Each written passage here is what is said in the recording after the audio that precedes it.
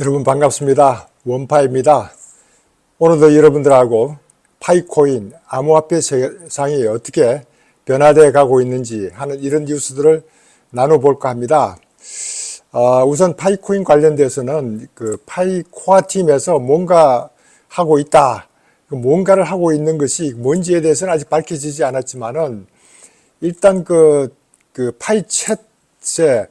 월렛을 추가할 수 있도록 이렇게 만들어낸 기능이 있는 것을 확인할 수 있었습니다. 파이챗에 월렛을 추가해서 할 수 있는 것은 KYC 통과하고 마이그레이션 된 사람이 한 560만 가까이 된다고 하니까 아마 이분들을 대상으로 파이챗을 할 때 이런 그 파이코인을 주고받을 수 있는 또는 그것을 지불 수단으로 해서 의견을 낼 수 있는, 채팅할 수 있는 뭐 이런 용도로 활용되지 않을까 뭐 이런 생각을 해보기도 하는데 아직은 구체적인 내용은 제가 확인을 해볼 수 없었는데 우선 이런 내용이 나온다는 얘기는 그 10월 중순이나 10월 말에 그 파이코인의 로드맵 V1이 발표가 될 것이라고 했기 때문에 그 전에 이와 같은 이제 액션을 취해서 그 파이챗의 월렛 어드레스를 집어넣을 수 있는 이런 기능을 만들었다. 저는 이렇게 생각하고 뭔가 계획대로 진행되어 가고 있는 것 같다. 이런 생각이 들고 그리고 이제 그 해카톤에 대해서는 계속 추진을 해왔는데 8월달 해카톤의 수상작은 그 Radio for Us라는 음악 스트리밍하는 이런 앱이 수상작으로 결정됐더라고요. 이 앱의 내용은 그 파이 암호화폐를 통합하고 이렇게 상위 40개 히트곡이라든가 라틴 아메리카 또는 한국의 80년대, 90년대 모든 음악을 포함한 다양한 옵션에서 음악을 이제 스트리밍 할 수 있는 이런 연중 무휴 액세스로 파이오니어에게 제공할 수 있는 이런 음악 스트리밍 앱인 것 같은데 이 앱이 아직도 이제 개발 도중에 있는 것 같아서 완전히 개발되지는 않았지만은 이것이 이제 우리 파이 생태계를 위해서 상당히 도움이 될 것이다. 여러 가지 종류 중에서 이제 이런 음악 엔터테인먼트에 관련되는 것을 하나를 선정했다는 것도 큰 의미가 있고 이와 같은 것이 이제 파이코아 팀에서는 하나씩 준비해 나가는 과정이다. 그래서 곧 있을 로드맵 V1이 어떻게 될 것인지 또는 연말에 있을 V2가 어떻게 될 것인지 궁금해 하면서 우리는 최고를 계속하고 있으면 좋겠다 하는 이런 말씀을 드립니다. 암호화폐 세계에 상당히 재미있는 뉴스들이 많이 나왔습니다. 제가 그 중에서 이제 몇 가지를 골랐는데 상당히 인상적이었던 것은 지난번에 한번 제가 이제 혼다 자동차를 이제 그 비트코인이라든가 이런 등등 리플도 들어가고 도지코인도 들어갈 정도의 이런 그 코인으로 거래가 가능할 수 있도록 한 FCF 페이에 대해서 이제 설명도 드렸고 이렇게 이 FCF 페이가 이런 코인을 이용해서 이제 그 지불 수단으로 확장을 하고 있는 과정에 거기에 또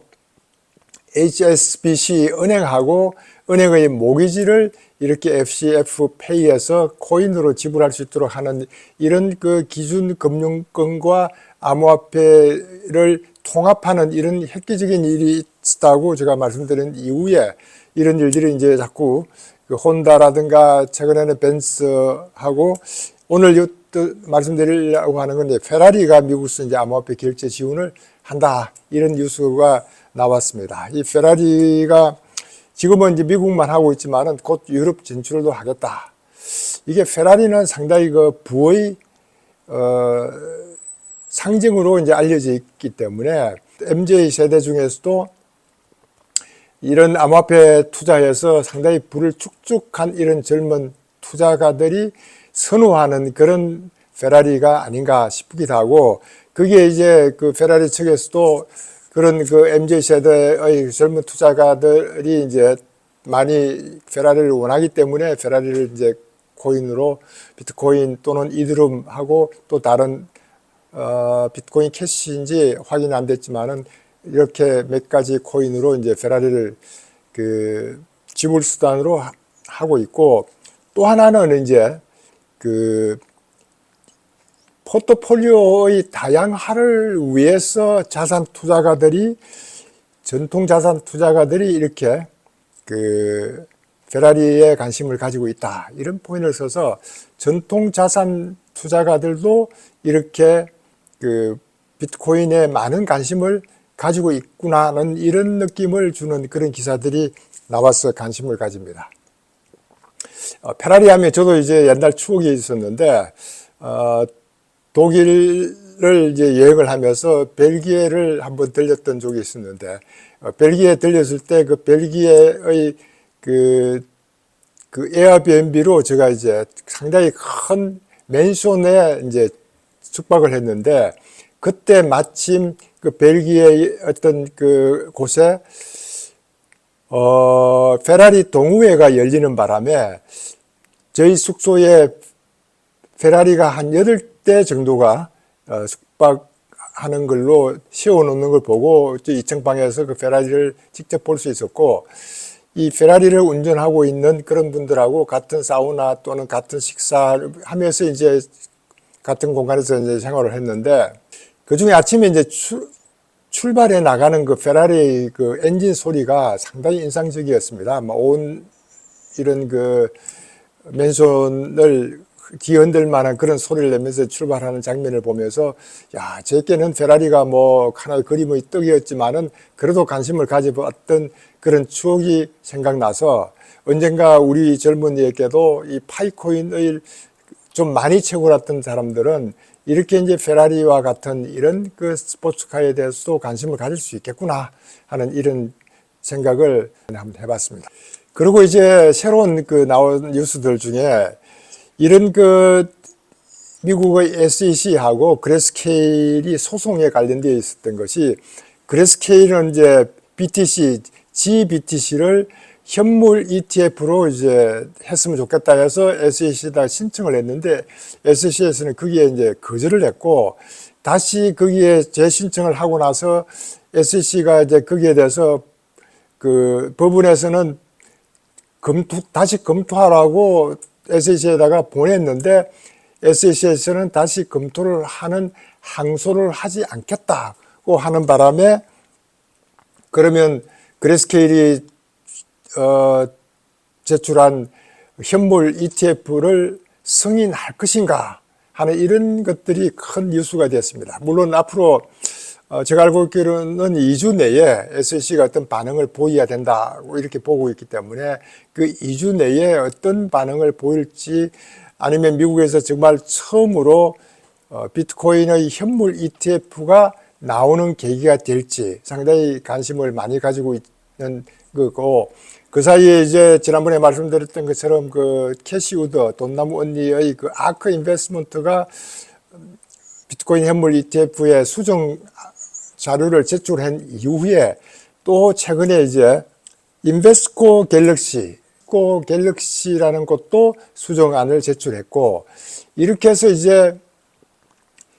비트코인 현물 ETF가 될 수 있는 확률이 한 90% 정도 간다 하는 걸로 이제 블룸버그 애널리스트들은 이제 예측하는 것들로 봐서는,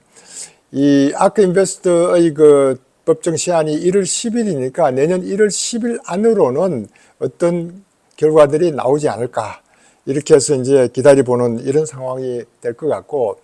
여러분도 아시다시피 그 라울 팔, 리얼비전 최고 경영자로 있는 라울 팔이 또 거기에 대해서 한마디 했던 게, 비트코인이라든가 이더리움 ETF가 된다고 해서 자산 유입을 위한 만병통치약은 아니다. 이렇게 이제 ETF, 비트코인이라든가 이더리움 ETF가 된다고 해서 이제 자산이 유입되는 그런 만병통치약은 아니지만은,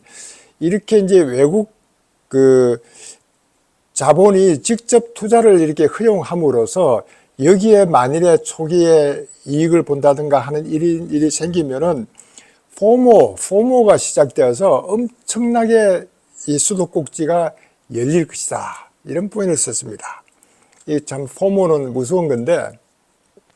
누가 얼마를 벌었다 그러면 막 거기에 관심을 가지고 있고, 막 급등하고 나면 꼭 급등할 때 사가지고 급락하고 나면 손해를 보는 이런 심리가 결국 포모인데, 이 포모에 의해서 기관 투자가들도 상당히 유입되면은 그때부터 이제 수도꼭지가 열리기 시작하면은 암호화폐에 많은 자본이 이제 유입될 것 아니냐. 어쨌든 그것이 이제 그 암호화폐 자본이 유입되고 안 되고를 떠나서 암호화폐의 어떤 그런 생태계를 활성화시키는 데는 기여할 수 있을 것 같다. 저는 그런 차원에서 항상 여러분들께 이제 말씀드리고 있는 중에 있습니다. 그 가장 문제가 이제 SC하고 이런 소송권에 관련되는 이슈가 많기 때문에, 왜 이런 이슈가 많으냐 하면은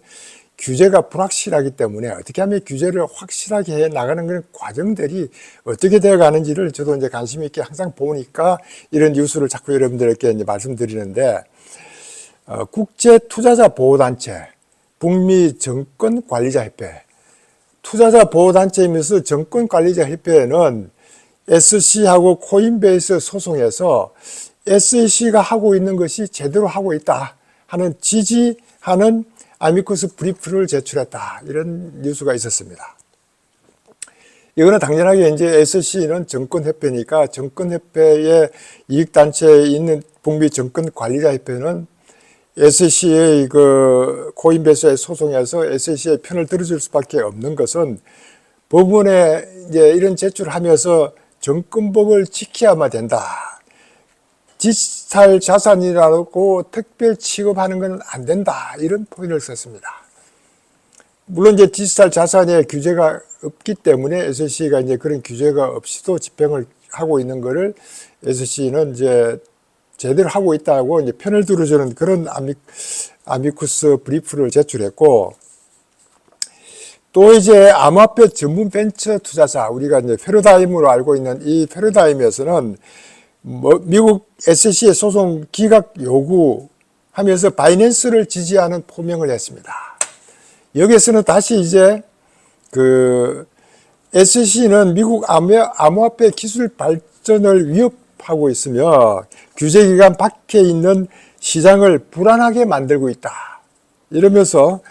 의회가 암호화폐에 대한 합리적이고 효과적인 규제의 틀을 만들 수 있도록 해당 소송과 관련해 바이낸스의 우호적인 입장을 포명한다, 이렇게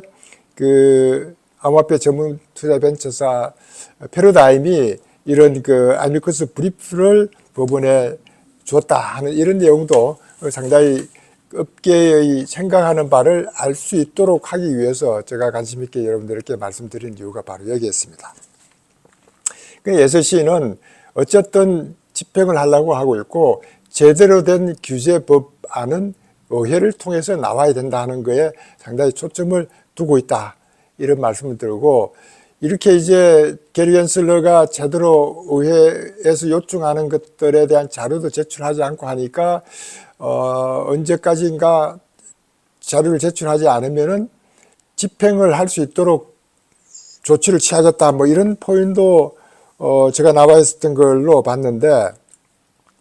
이렇게 이제 의회하고 법 집행하고 있는 SEC하고 갈등들이 상당히 심각해지고 있는 이런 와중에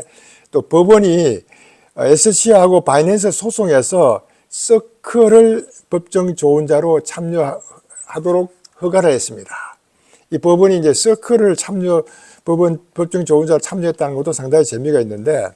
본래 서클은 USDC 발행사입니다. USDC 발행사고 이 암호화폐계의 이 확장을 위해서 엄청나게 노력하고 있는 회사 중에 하나인데, 여기서는 이제 미국 달러화에 기반한 USDC는 스테이블 코인으로서 정권이 아니다, 이런 것들을 이제 그 얘기하고 있는 이런 그 서클사를 그 바이낸스하고 소송에 법정 조언자로 참여시켜서 필요하다면 언제든지 발언을 할 수 있도록 만들었다 하는 것들도 이 법원이 이런 그 암호화폐계의 의견을 제대로 들어보기 위한 조처가 아닌가, 저는 이런 생각에서 어떤 면에서는 상당히 긍정적으로 받아줄 수 있지 않나 싶기도 한데, 우리가 여기서 이제 추측할 수 있는 것은, 이렇게 이제 미국은 SEC를 통해서 중국과 연계됐다고 보는 이 바이낸스가 세계의 이 거래소로서는 가장 앞서가고 있는 것에 굉장히 못마땅하니까 이거를 좀 견제를 해야 되겠다 하는 이런 생각으로 모든 것이 이루어지고 있다. 이런 이제 생각을 그동안 하고 있었는데